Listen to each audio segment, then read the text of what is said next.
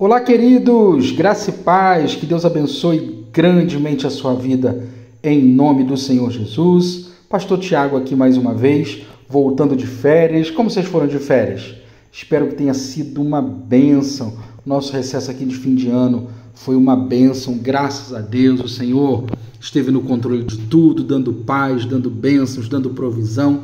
E tenho certeza que foi assim também na vida de cada um de vocês, em nome de Jesus.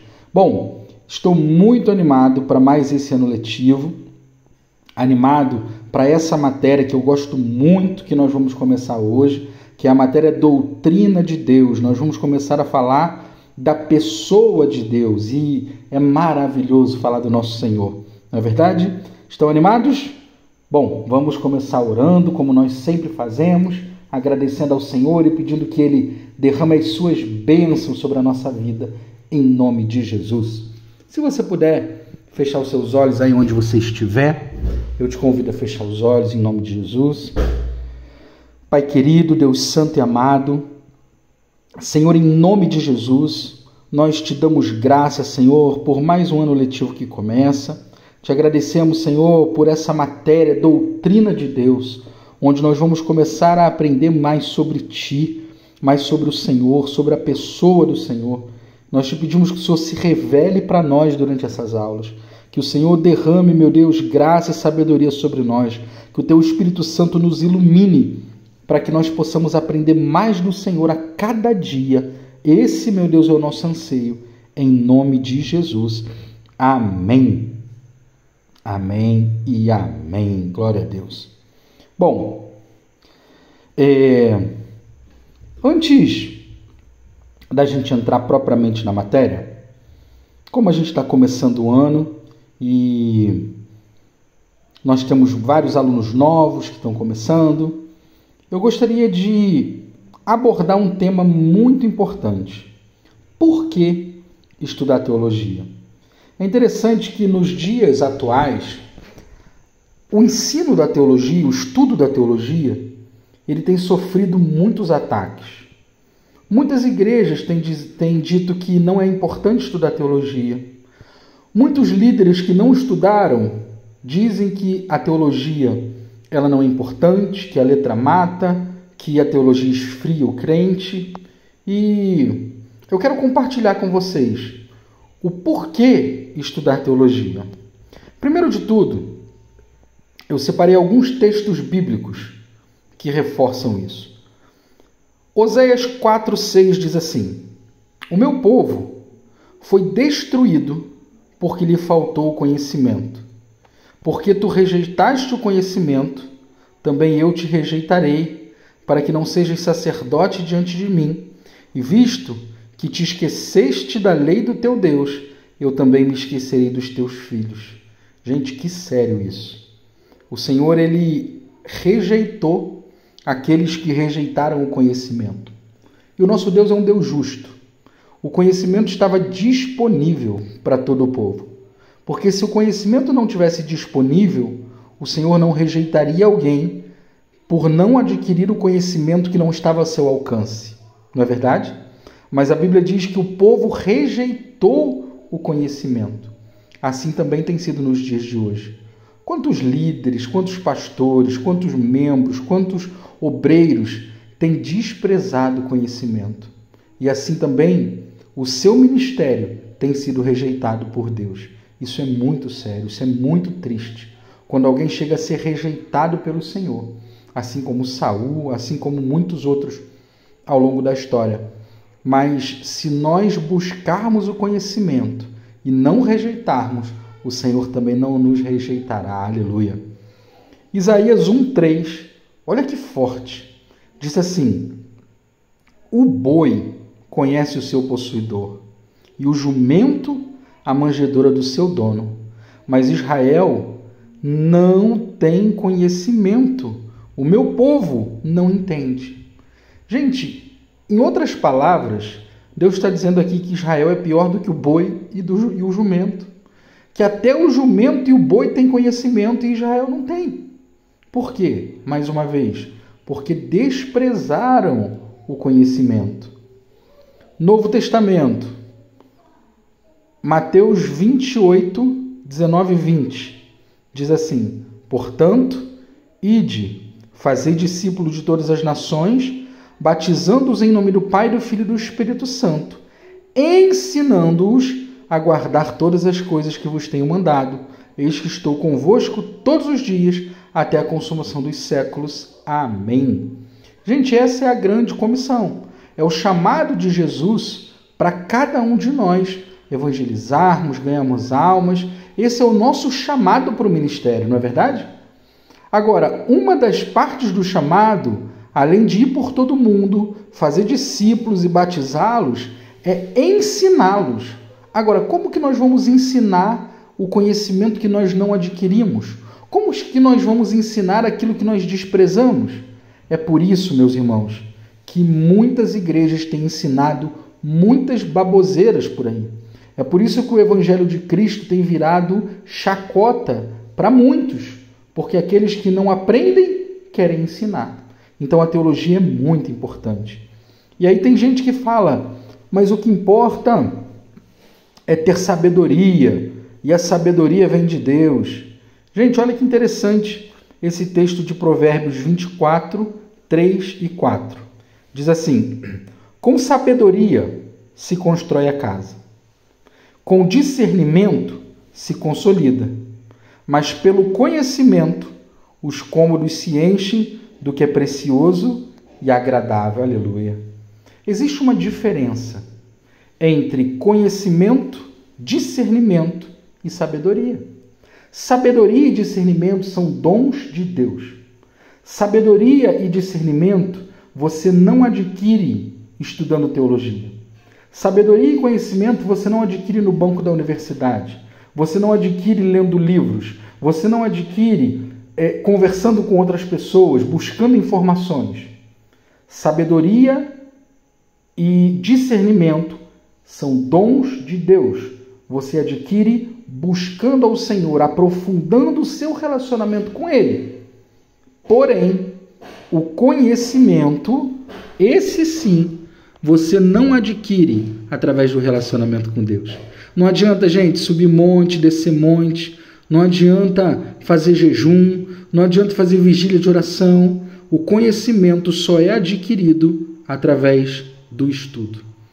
E se você não estudar teologia, você não vai adquirir conhecimento. Então, parabéns a todos vocês. Continuem estudando, se dedicando em nome do Senhor Jesus. E eu tenho certeza que vocês vão avançar cada dia mais.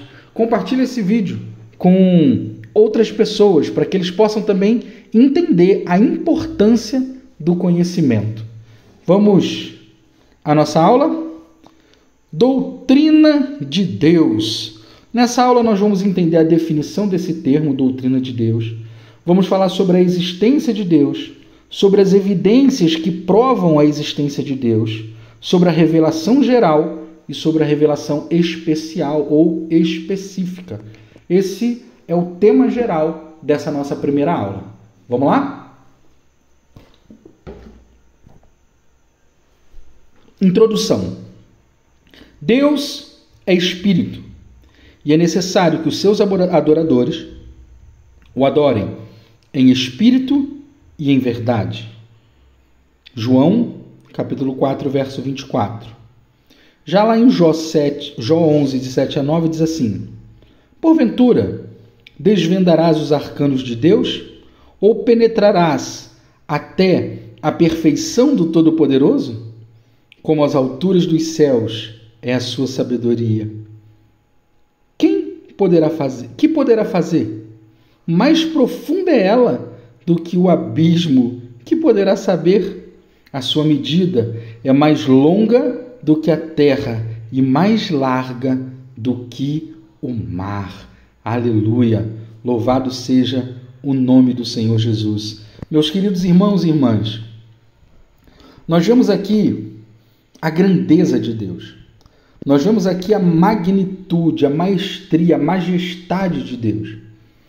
E pelo fato de Deus ser espírito, nós que somos carne, nós que somos feitos de um corpo físico, é claro que também somos espírito e alma, Mas nós que somos um corpo físico, que estamos num corpo físico, nós não podemos compreender a grandeza de Deus. Nós não conseguiríamos alcançar quem é o Senhor. É o que diz o texto de Jó. Porventura nós poderíamos desvendar os arcanos de Deus? Ou penetrar até a perfeição do Todo-Poderoso? De forma nenhuma. Como as alturas dos céus é a sabedoria dele. O que nós podemos fazer? Mais profunda é ela do que o abismo. O que nós podemos saber?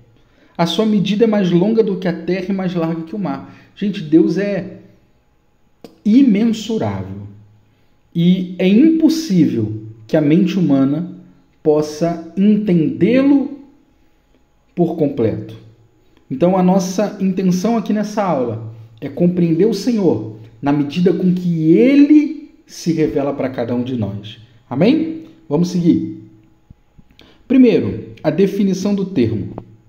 Gente, conforme afirmou Marco Túlio Cícero, que é certamente um dos maiores, ou talvez até o maior orador romano, quando se quer pôr ordem e método numa discussão, é preciso dar início definindo a coisa que se debate, para se ter dela uma ideia clara e precisa. Quando a gente quer discutir alguma coisa, a gente estabelece exatamente aquilo que a gente quer discutir. Porque se a gente não estabelecer de forma clara o que a gente quer discutir, daqui a pouco a discussão ela se perde em inúmeros outros caminhos e chega a um ponto completamente distante daquele ponto inicial que nós gostaríamos de discutir, não é verdade? E o termo que nós queremos tratar nessa aula é sobre a doutrina de Deus, o estudo sobre Deus. E o que seria isso? Nós vamos estudar hoje sobre a verdadeira teologia. Por que teologia? Porque a doutrina de Deus fala exatamente sobre teologia. A palavra teologia, ela é uma junção de duas palavras gregas. A palavra theos, que significa Deus, e a palavra logia, que significa estudo. Logo, a teologia, ela é o estudo sobre Deus, ou ela é o pensamento acerca de Deus e da sua essência e dos seus atributos. Teologia, lato sensu, ou seja, teologia em sentido amplo, ela é todo o estudo teológico, ou seja, o nosso curso de teologia, as matérias de teologia, isso é teologia num sentido mais amplo. Agora, quando nós falamos da teologia num estrito sensu, ou seja, quando nós falamos da teologia num sentido mais estrito, nós estamos falando especificamente sobre o estudo específico acerca de Deus Pai. Nós falamos de Deus como um todo, mas especificamente sobre Deus Pai. Alguns pressupostos gerais da teologia. Gente, para a gente estudar essa matéria de doutrina de Deus, ou seja, da teologia, nós precisamos entender três pressupostos gerais. Primeiro deles, Deus existe. Se a gente não tiver muito claro esse pressuposto, a gente está perdendo tempo aqui. Porque se a gente não crê que Deus existe, como é que a gente está estudando? Como é que a gente quer entender ou compreender ou conhecer alguém que não existe? Não é verdade? Para que a gente possa dar seguimento a essa matéria da doutrina de Deus, da teologia, nós precisamos ter muito claro que Deus existe. E eu tenho certeza que isso não é um problema para nenhum de nós. Porque se estamos aqui estudando teologia, é porque todos nós cremos que Deus existe, e não só que Ele existe, mas como diz a Bíblia, que Ele é galardoador daqueles que o buscam, que Ele é o nosso Salvador, que Ele é o nosso Senhor, que Ele é o Pai do nosso Senhor e Salvador, Jesus Cristo, que também é Deus. E nós vamos entrar nisso, nós vamos estudar uma matéria especificamente sobre Jesus Cristo, que é a matéria de Cristologia. Mas nós precisamos ter em mente a convicção e a certeza de que Deus existe. Segundo o pressuposto geral da teologia, Deus pode ser conhecido pelo homem, ainda que não completamente. Meus queridos irmãos e irmãs, os textos que nós lemos nos mostram aí a magnitude de Deus, o quanto ele é imensurável. Mas se ele não pudesse ser conhecido pelo homem, ainda que em partes, nós também estaríamos perdendo tempo aqui. Porque nós estaríamos querendo conhecer alguém que não quer ser conhecido, alguém que não pode ser conhecido. O que é isso se não perda de tempo? Não é verdade? Mas nós precisamos ter a convicção para seguir adiante com essa matéria, de que Deus pode ser conhecido pelo homem, ainda que não na sua plenitude, ainda que não de forma completa. Quando Moisés quis conhecer Deus completamente, Deus falou, não dá, Moisés, não pode. Eu vou passar diante de você a minha bondade, você não pode ver a minha face. Nós não temos a possibilidade, enquanto estamos presos nesse corpo físico, carnal, pecaminoso, de conhecer Deus completamente. Mas Deus se permite conhecer por nós. Deus pode ser conhecido, e isso é maravilhoso. E o terceiro pressuposto geral da teologia é que Deus se revela ao homem. O segundo pressuposto diz que Deus pode ser conhecido pelo homem. Como que ele pode ser conhecido? Porque ele mesmo decidiu se revelar ao homem. Isso é maravilhoso, gente. Como que Deus se revela ao homem? De várias maneiras. Deus se revela através da criação, da providência, da revelação geral e da revelação específica. Deus se revela de várias formas e nós vamos estudar cada uma delas ao longo dessa matéria.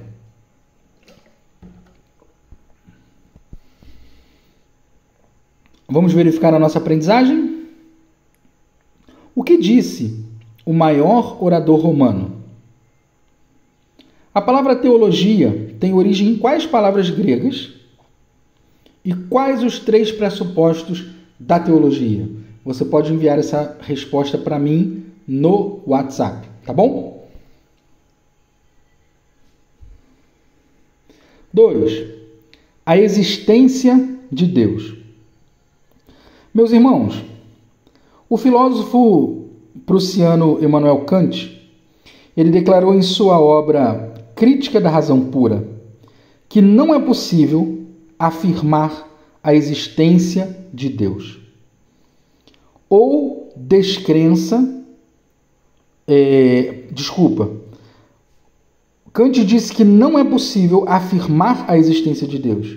E essa crença, ou no caso descrença, ela tem crescido muito no Ocidente, conforme a gente pode verificar nessa tabela abaixo. Eu fiz uma pesquisa sobre os países da América do Sul, da América Latina em geral, também dos Estados Unidos, sobre o percentual de ateus, de agnósticos que existem nesses países. E, gente, eu confesso que eu fiquei assustado com os números. Vamos lá. Na América do Sul, 17% do país se diz ateu ou agnóstico. Na Argentina, 11% da população são agnósticos ou ateus. No Chile, 8,3%. No Brasil, nosso país, 8% se diz ateu ou agnóstico. Vamos abrir um parênteses aqui para o Brasil. O Brasil é o maior país da América do Sul. O Brasil tem cerca de 220 milhões de habitantes. 10% do Brasil, nós estamos falando de 22 milhões de pessoas. 8%, eu não estou com uma calculadora aqui para fazer o cálculo preciso, mas a gente pode estar falando aí de algo em torno de 18 milhões de pessoas ateus ou agnósticos. É mais do que a população do Uruguai, é mais do que a população do Chile, é mais do que a população da maioria absoluta dos países da América do Sul. É muito grande o número de agnósticos e ateus no Brasil. O nosso trabalho, meus queridos irmãos e irmãs, é muito grande. Por isso nós temos que nos dedicar mesmo ao estudo da teologia, para estarmos preparados para levar a palavra do Senhor a essas pessoas. Na Colômbia, 1,9%. No Peru, 1,4%. No Paraguai, 1,1%. Nos Estados Unidos, 11% são ateus e 10% agnósticos, ou seja, nós estamos falando de 21% da população americana. Um filósofo afirmou: ninguém afirma que Deus existe. Aliás, um filósofo certa vez afirmou: ninguém afirma que Deus não existe sem antes ter desejado que ele não exista. Essa frase faz muito sentido, sabe por quê? Porque o pecador que não quer deixar o pecado prefere acreditar na inexistência de Deus. Sabe por quê? Porque se eu não acredito que Deus existe, eu lido melhor com a minha consciência em relação aos meus pecados. O pecador que não quer ser transformado, o pecador que não quer ser remido, ele prefere acreditar que Deus não existe. Porque se não existe um Deus, não tem sentido eu abandonar as minhas práticas. Se não existe um Deus, por que eu vou viver em santidade? Se não existe um Deus, para que eu vou largar aquelas coisas que me dão tanto prazer? Então, ninguém afirma que Deus não existe sem antes ter desejado que ele não existe. Isso é uma grande verdade. A existência de Deus não é apenas algo concreto e real, meus irmãos, como inerente à alma humana. A verdade da existência de Deus não se baseia só na vã filosofia, mas na Bíblia Sagrada, que nós cristãos aceitamos como autoridade plena sobre as nossas vidas. Aceitamos pela fé. A condição do homem, de criatura, finito e preso a uma condição de tempo e espaço, o diferencia completamente do Deus Criador e infinito, e que é o dono do tempo e do espaço.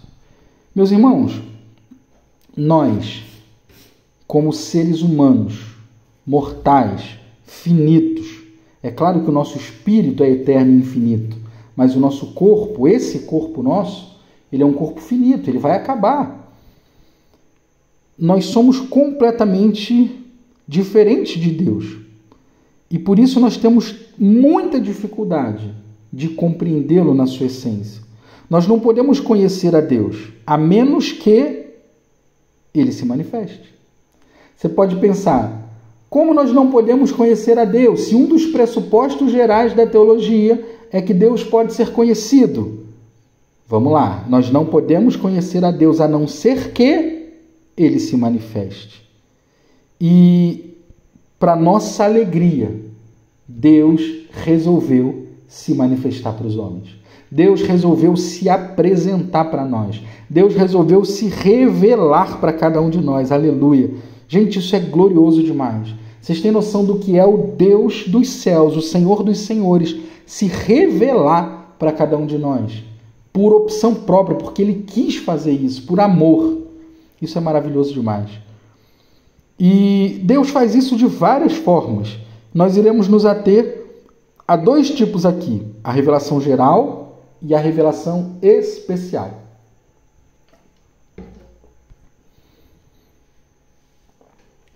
Revelação geral. O conceito de revelação geral, desenvolvido pela teologia sistemática moderna, ela tem vários elementos na natureza e na história. O contexto da natureza tem por base a Confissão de Fé de Westminster, que em seu capítulo 1 diz o seguinte: ainda que a luz da natureza e as obras da criação e da providência de tal modo manifestem a bondade, a sabedoria e o poder de Deus, que os homens ficam inexcusáveis, contudo, não são suficientes para dar aquele conhecimento de Deus e da sua vontade necessários para a salvação. Sabe o que isso quer dizer? Essa declaração de Westminster acerca da natureza da revelação, ela quer dizer que a revelação geral, ela consiste em aspectos como, por exemplo, a possibilidade concreta da percepção do homem de forma básica e rudimentar acerca da existência de Deus, pela mera contemplação da natureza e da maravilha da criação. Sabe o que significa isso? A alma do homem, ela pode e ela faz isso, ela consegue chegar à conclusão que existe um Deus através da contemplação da natureza, da contemplação da criação. Porém, essa contemplação que nós temos das maravilhas da criação, elas são insuficientes para nós termos um relacionamento com Deus ou sermos redimidos com Ele. Gente, o fato de saber que existe um Deus não nos dá salvação. O fato de saber que existe um Deus, de perceber através da natureza e da criação que existe um Deus, não nos dá salvação. Porque isso é inerente do homem. É impossível que alguém em sã consciência olhe para o universo e acredite de fato que isso surgiu a partir do caos. O universo é perfeito em toda a sua forma. O universo é perfeito em todos os aspectos. Isso só pode ter sido criado por um Deus criador. Qualquer pessoa em sã consciência consegue chegar a essa conclusão. Mas o fato de chegar a essa conclusão não nos garante a salvação e o relacionamento com Deus. Nós podemos chegar à conclusão que Deus existe e criou tudo, mas não podemos ter a ideia precisa de quem é esse Deus e de como nos relacionar com Ele. A revelação geral, ela está muito clara e explícita no Salmo 19, nos versos de 1 a 4, que diz assim: os céus declaram a glória de Deus, e o firmamento anuncia a obra das suas mãos. Um dia faz declaração a outro dia, e uma noite mostra sabedoria a outra noite. Não há linguagem nem fala, onde não se ouçam a sua voz. A sua linha se estende por toda a terra, e as suas palavras até o fim do mundo. Neles pôs uma tenda para o sol. Que texto lindo!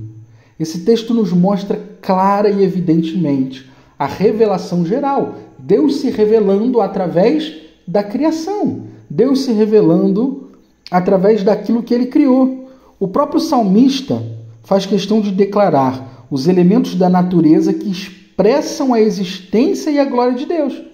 Portanto, essa autodeclaração de Deus pela natureza é insuficiente para conhecê-lo profundamente. Daí o motivo que todas as religiões encontram essa barreira. Eles chegam à conclusão que existe um Deus, ou as divindades, mas essas divindades são moldadas pela percepção que as pessoas têm da natureza ou os próprios elementos da natureza são adorados como deuses. O Deus vivo não se revela completamente na natureza. No contexto histórico, nós também vemos a manifestação da existência e da glória de Deus através do povo de Israel, que era uma nação pequena, sem muita expressão política, bélica, militar, mas que viveu vitórias inimagináveis, sendo conduzidas pelas mãos do Senhor dos Exércitos, o Deus Todo-Poderoso. Gente, Deus fez o sol parar. Hoje nós sabemos que o que parou foi a Terra, porque a Terra gira em torno do Sol, mas não importa. O que importa foi o milagre que Deus realizou. Deus fez com que a Terra parasse o seu movimento de translação, de girar em torno do Sol. Na verdade, Deus fez com que a Terra parasse o seu movimento de rotação, porque quando ela parou de rodar em torno do seu próprio eixo, não escureceu naquele dia. Olha que coisa maravilhosa. Não foi a translação, foi a rotação que Deus fez parar. Quando parou aquele movimento de rotação da Terra, o Sol permaneceu imóvel exatamente no mesmo lugar onde ele estava. E isso fez com que Israel ganhasse uma batalha. Gente, que outro Deus é capaz de fazer isso? Olhando para isso, é possível ver a existência, o poder e a glória de Deus. A vitória sobre os midianitas e amalequitas, que era um exército mais numeroso que o pó da terra. E Deus ainda assim entregou na mão de 300 homens. Gente, que exército com 300 homens venceria um exército de milhões de pessoas? O duelo dos deuses no Monte Carmelo, em que Elias desafiou 900 profetas, 450 profetas de Baal e 400 de Azerá, ou aproximadamente 850 profetas. E o que Elias fez? Sozinho venceu a batalha, porque o Deus de Elias é o Deus vivo, glorioso e poderoso. Deus se manifestou ao longo da história de Israel.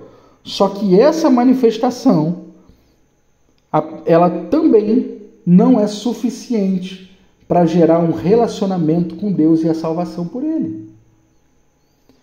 Pastor, como que isso é possível então? Chegar a esse relacionamento com Deus, compreendê-lo de forma mais profunda e conhecê-lo de forma mais específica? Através da revelação especial ou específica. Apesar das formas gerais da revelação de Deus nos trazerem uma ideia sobre quem Ele é, o Deus da Bíblia não pode ser totalmente revelado pela natureza, pelas providências ou pela história. Por isso, Ele se revelou aos homens, a homens inspirados por Ele, que ao longo de cerca de 1.500 a 1.600 anos, produziram textos inspirados por Deus com essa revelação. Esses textos foram compilados e compuseram a revelação específica ou especial de Deus para os homens.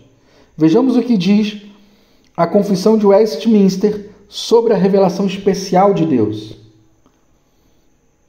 Por isso foi que o Senhor, servido em diversos tempos e diferentes modos, revelar-se a declarar à sua igreja aquela sua vontade e depois para melhor preservação e propagação da verdade, para o mais seguro estabelecimento e conforto da igreja contra a corrupção da carne e malícia de Satanás e do mundo, foi igualmente servido fazê-la e escrever toda. Isso torna indispensável a Escritura Sagrada. Gente, a revelação específica de Deus, aquela pela qual Deus se faz revelar profunda e intimamente, são as Escrituras Sagradas. Somente através da revelação especial é que podemos ter uma ideia mais concreta e real acerca da revelação, das características, do caráter e dos atributos de Deus. É ela e somente por ela que entendemos o seu plano de redenção da humanidade e somos incluídos nesse plano pela graça, mediante a fé. Portanto, eu quero encorajar você, meu querido aluno e aluna, a seguir conosco nas próximas aulas para aprender ainda mais sobre essa maravilhosa revelação de Deus. Vamos para mais uma verificação de aprendizagem dessa aula? Como o cristão aceita a verdade da existência de Deus? Onde as Escrituras pressupõem a existência de Deus? O que é revelação geral? Como se dá a revelação geral?